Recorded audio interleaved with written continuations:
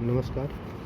आज हम लोग यूपीएससी जो 2023 का पेपर हुआ है सीसेट पेपर, उसके कुछ क्वेश्चंस को सॉल्व करते हैं। यहाँ पूछा है 125 identical cubes are arrange in the form of a cubical block. Suppose ऐसा करके 125 क्यूब्स को सजाया गया है। बोल रहा है ऐसे कितने क्यूब हैं जो चारों से क्यूब से घिरे हुए हैं। क्यूब से घिरे हुए हैं मतलब समझ रहे हैं ना कि ये एरिया, ये अंदर का जो एरिया जाएगा, बाहर का छिलका अगर उतार दिया जाए इस क्यूब का, बाहर का मतलब ऊपर का एक लेयर इधर से, एक लेयर इधर से हटा दिया जाए, एक लेयर राइट से लेफ्ट से नीचे से हटा दिया जाए, तो बीच का जो क्यूब से पूछ रहा है ये कितने होंगे। तो देखिए एक फॉर्मूला होता है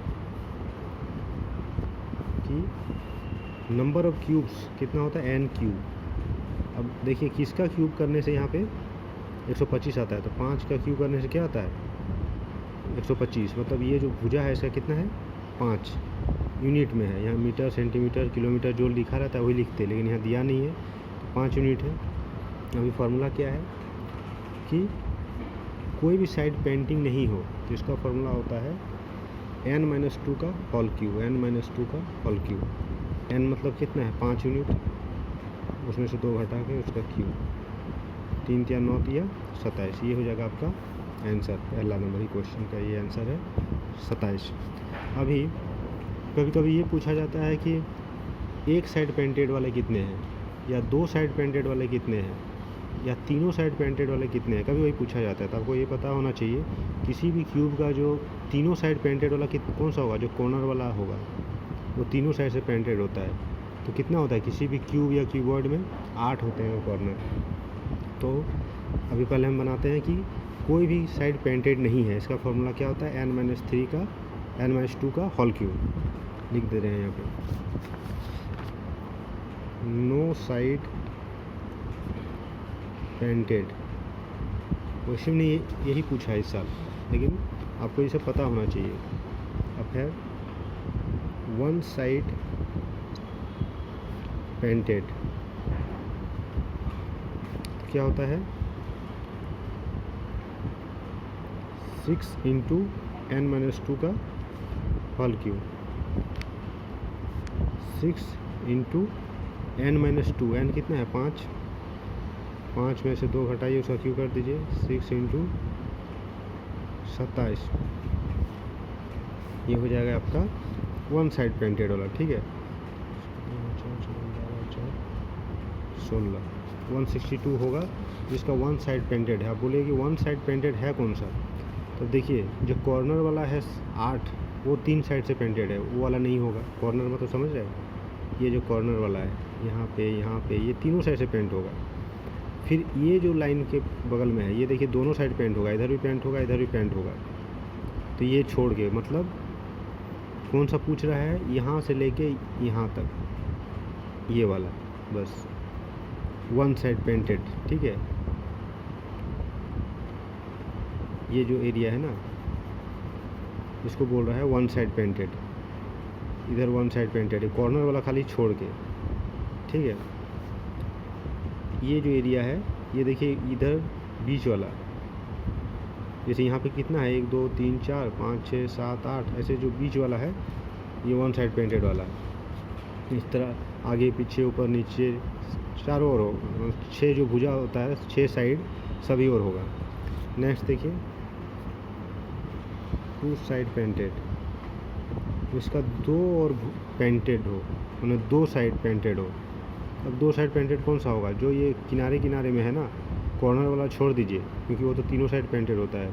उसको छोड़ के जो बाकी 2 ये वाला है ये 2 साइड पेंटेड वाला होगा। तो इसका फॉर्मूला क्या होता है 12 इंटू n-2। 12 इंटू n कितना है 5 में से 2 घटा दीजिए तो 12 गुना 3 मतलब 36 जो होगा वो क्या होगा आपका 2 साइड पेंटेड वाला होगा।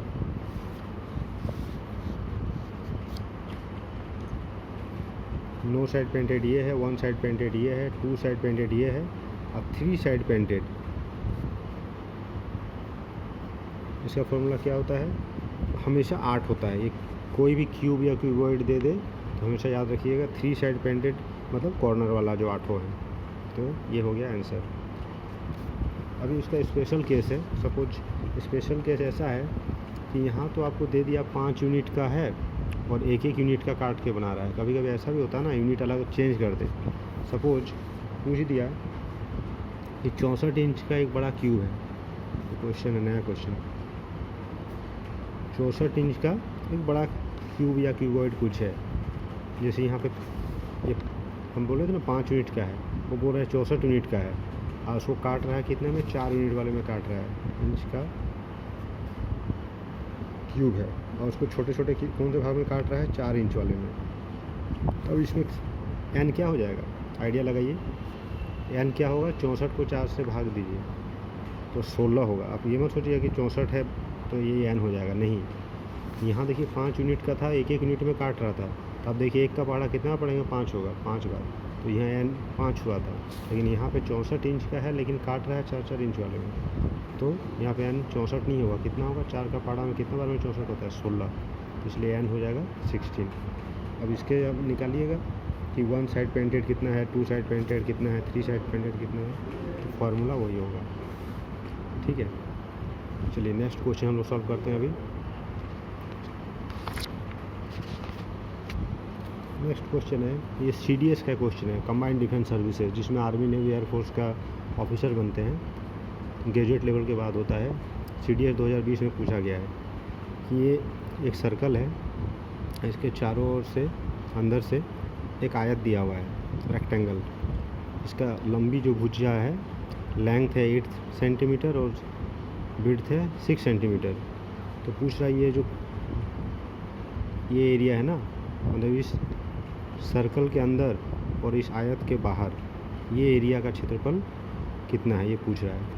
अब देखिए आपको बस इतना कॉमन सेंस लगाना है कि अगर दोनों कॉर्नर को आप जोड़ दीजिए यहाँ से लेके यहाँ तक, तो ये क्या हो जाता है, सर्कल का डायगोनल हो जाएगा, विकर्ण हो जाएगा, जो व्यास जिसको बोल सकते हैं। इन दोनों को जोड़ दीजिए तो ये इसके लिए क्या है, विकर्ण, डायगोनल। लेकिन ये डायगोनल इसके लिए क्या हो जाएगा, इस सर्कल के लिए उसका डायमीटर हो जाएगा। तो अभी आप पता कीजिए कि डायमीटर कैसे निकालेंगे, तो ये आराम से निकल सकता है।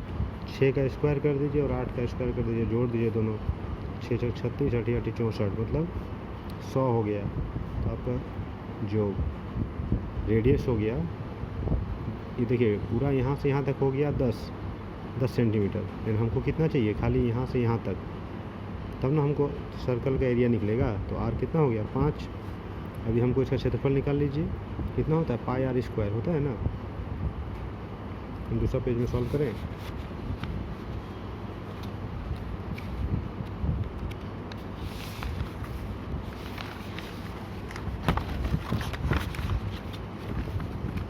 तो देखिए क्या होता है, पाई आर स्क्वायर, पाई मैंने 22/7, आर कितना है, 5 गुना 5,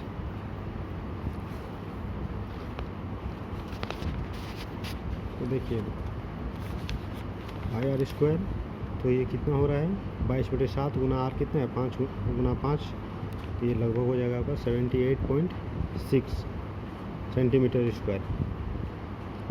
अभी हमको ये तो हो गया ये पूरा जो सर्कल है इसका क्षेत्रफल, पूरा वृत्त का। अब हमको इसमें से ये वाला काट के निकाल देना है, जो आयत है इसका क्षेत्रफल कितना होगा, लंबाई गुना चौड़ाई 6 48, 48 इसमें से माइनस कर दीजिए तो कितना हो जाएगा, 30.6 सेंटीमीटर स्क्वायर। तो ये हो जाएगा आंसर आपका। तो आंसर लगभग नियरेस्ट अप्रॉक्स पूछा है, तो कौन सा होगा, 30.5 सेंटीमीटर। ठीक है, तो नेक्स्ट देखते हैं।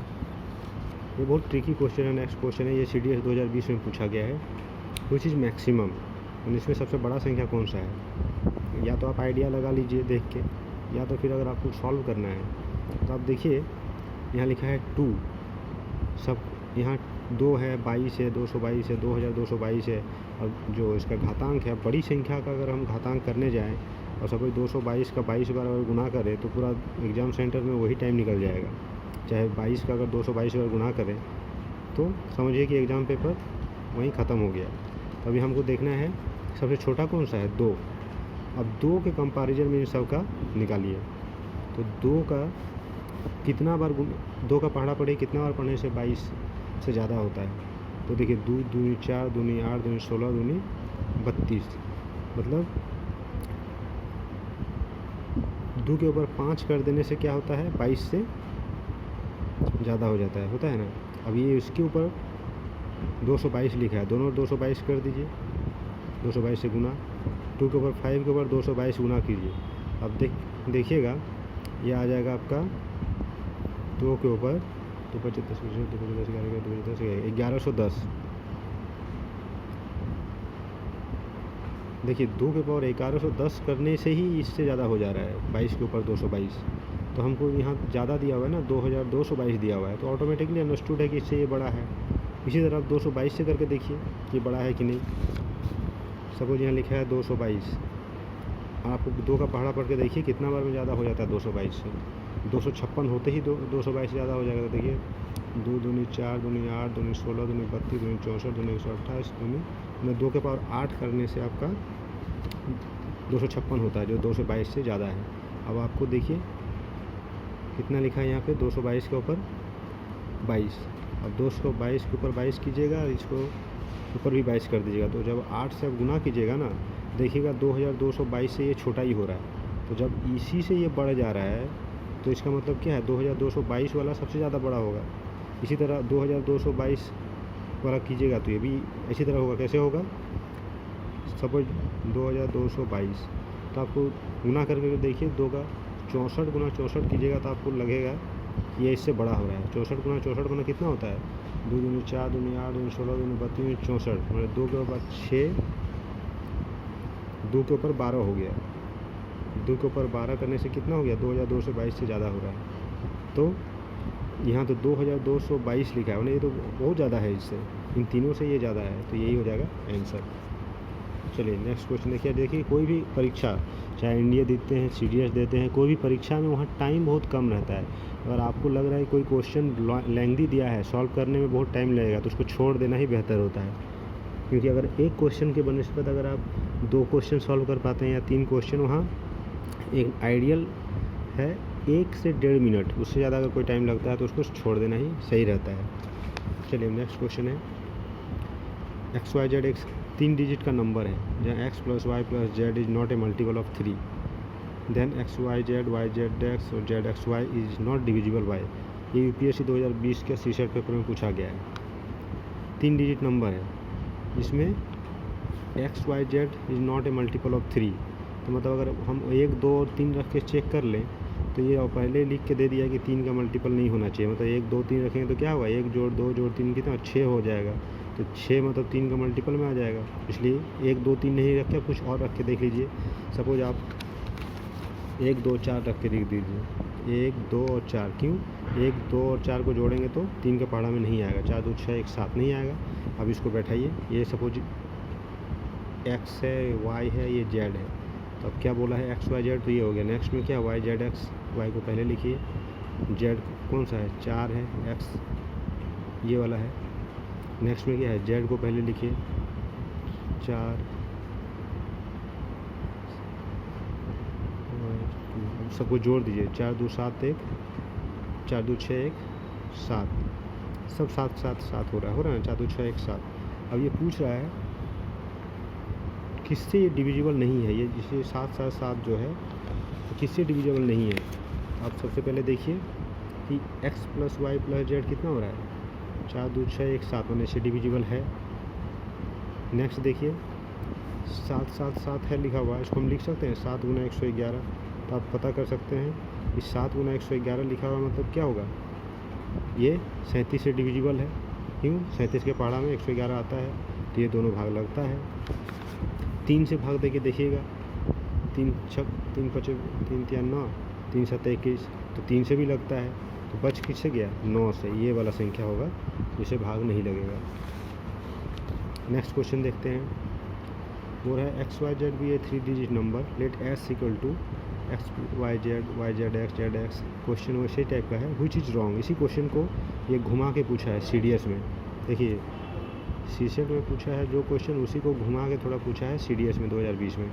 तो आपको सॉल्व वैसे ही करना है, XYZ को 1 2 3 मान के देख लीजिए, तो आपको पता चलेगा कि 3 से भाग लगता है, जो अभी देखे ना क्वेश्चन में, 3 से भाग लगता है, 37 से भाग लगता है, XYZ से भाग लगता है, किससे भाग नहीं लगता है, 9 से। तो ये हो जाएगा। चलिए नेक्स्ट क्वेश्चन देखते हैं।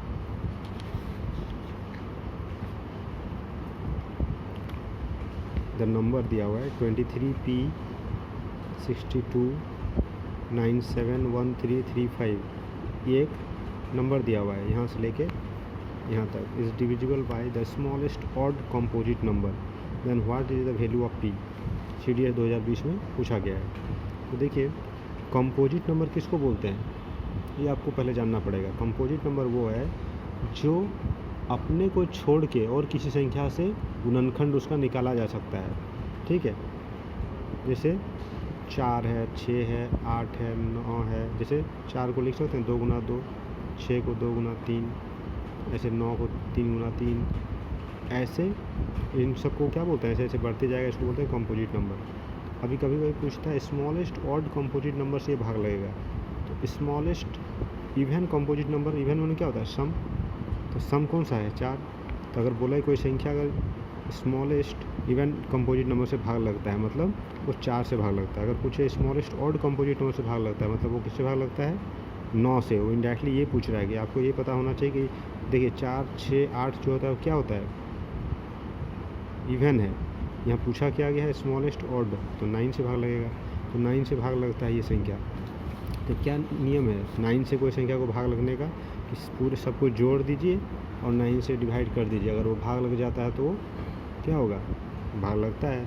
अब जोड़ दीजिए सबको और देखिए कि भाग कितना कम पड़ रहा है या ज़्यादा हो रहा है आपका 4 से। तो हमको डिवाइड करना है 9 से, स्मॉलेस्ट ऑड नंबर से भाग देना है 9 से। देखते हैं जोड़ के, चलिए देखते हैं। देखिए ये पूरा संख्या को जोड़िएगा जब तो कितना आ रहा है 41 प्लस P। अब इसको 9 से बोल रहा है भाग लगना चाहिए। स्मॉलेस्ट ऑड कंपोजिट नंबर क्या है 9 है, तो कितना होगा तो 9 5 45, 9 5 जा 45 होता है। तो मतलब ये 45 होने के लिए यहाँ कितना जोड़ना पड़ेगा 4 जोड़ देंगे 41 और 4 कितना हो जाएगा 45। तो ये हो जाएगा आंसर। चलो नेक्स्ट क्वेश्चन देखते हैं। देखिए ये नेक्स्ट क्वेश्चन है WBCS मेंस में पूछा गया है। स्टार मार्क जहाँ दिया हुआ है स्टार मार्क 7 स्टार मार्क 9 को 5 से मल्टीप्लाई करके ये आ रहा है 33,945। तो जो स्टार मार्क दिया हुआ है उसका वैल्यू पूछ रहा है कितना होगा।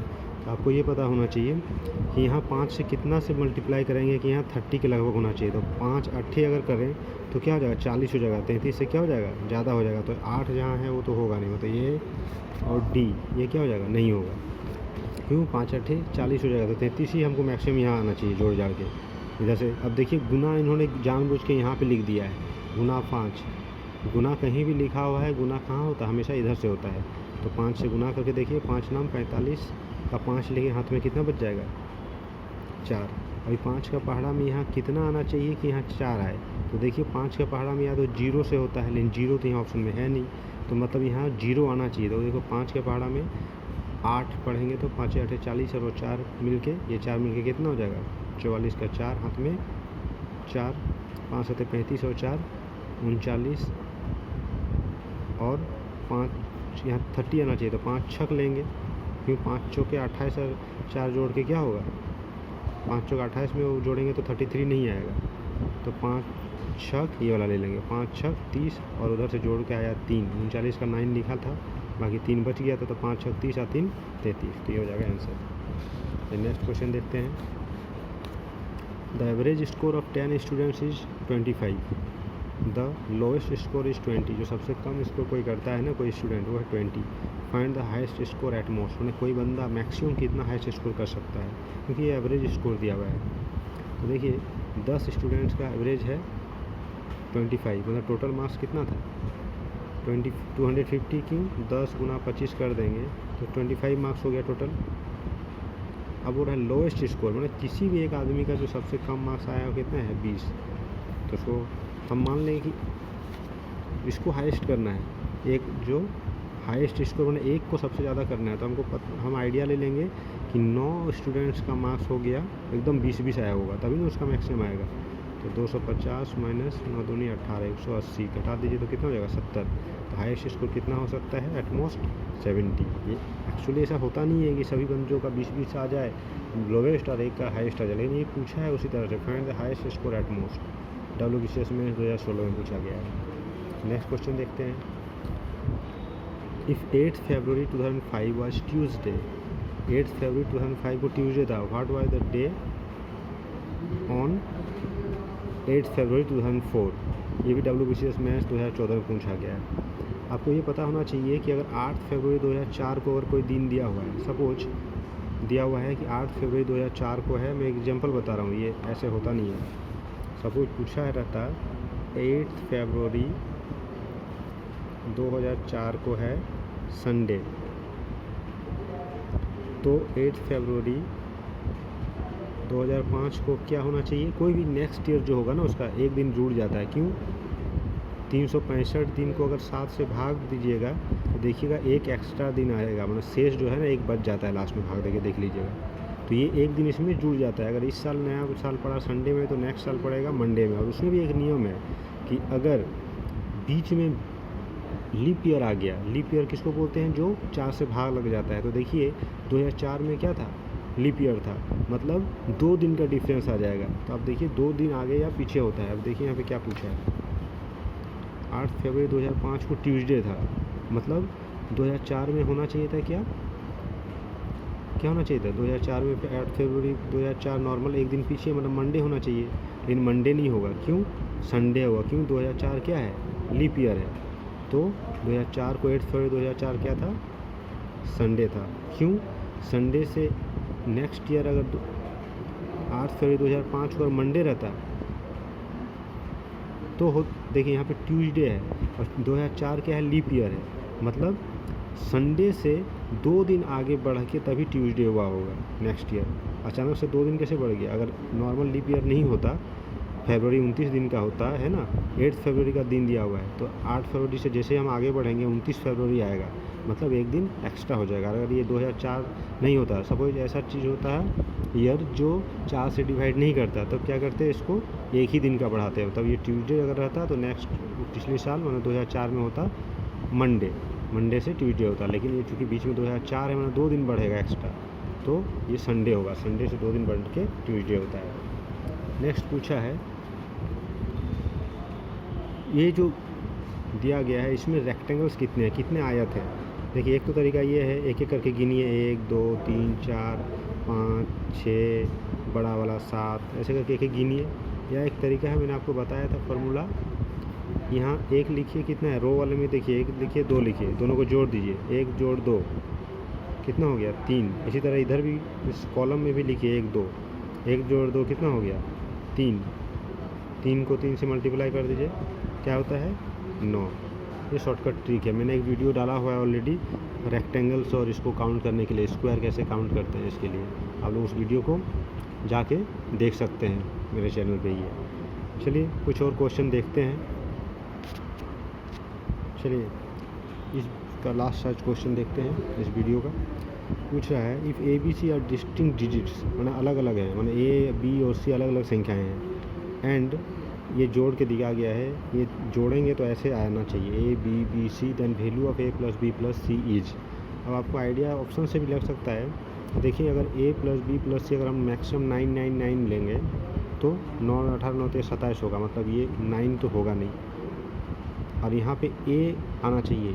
अब देखिए 9 9 9 अगर मैक्सिमम भी हम लें तो 27 आता है। 27 का लास्ट डिजिट क्या है? 2 है ना। तो हम यहाँ तो 2 होगा या तो 1 होगा। देखिए यहाँ पे जो लास्ट डिजिट है, यहाँ पे कोई भी संख्या अगर आएगा तो 1 आएगा या 2 आएगा।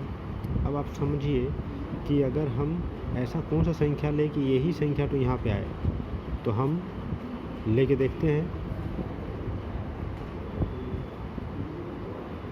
1 8 9। यहाँ C मान लीजिए, यहाँ पे क्या है? A आना चाहिए शुरुआत में, तो पहले A मान लेते हैं, A को 1 को मान लेते हैं A। आप बीच में देखो, इसको जोड़ के देखिए, 8 1 9 9 9 18 के 8 हाथ में 1, देखिए 8 1 9 9 9 18 के 8 हाथ में 1 रहता है। अभी फिर यहाँ लिख दीजिए, ये घुमा के लिखना है, जैसे ये एक हो गया, ये हो जाएगा आपका बी, ये हो जाएगा सी। तो देखिए सी यहाँ पे आना चाहिए, देखिए सी है, सी कितना है 8 है, यहाँ पे आ गया। अब देखिए 8 1 9 9 9, फिर से लिखिए वाला बी सी ए लिख दीजिए ऐसे करके, बी हो गया 9, सी हो गया 8, एक ए हो गया 1, बी हो गया 9, सी हो गया 8। सबको जोड़ेगा तो बार बार क्या होगा 18 18 18 ऐसे आएगा। तो देखिए 8 1 9 9 9 18 का हाथ में 18 और हाथ में 1 जुड़ गया तो 19, 18 और हाथ में 1 जोड़ गया तो 19। अब देखिए ये सेटिस्फाई हो गया कंडीशन कि यहाँ पे 1 आया, यहाँ भी 1 है ए, और बाकी यहाँ बी क्या है 9 है, बी आ रहा है 9। तो जोड़ दीजिए तीनों डिजिट को, ए प्लस बी प्लस सी कितना है 8 1 9 9 9 18। ठीक है, तो आंसर कितना हो जाएगा 18। अब इसमें बहुत सारे आदमी ये सोचेंगे कि आपने 819 कैसे लिया, अब तो 7 और 5 कुछ और भी ले सकते थे। तो आपको पहले याद रखना है कि अगर यहाँ पे देखना है कि हम कुछ भी मैक्सिमम जोड़ेंगे 9 9 18 9 27, तो उतना डिजिट तो यहाँ दिया ही नहीं है, 16 17 18 19 दिया है।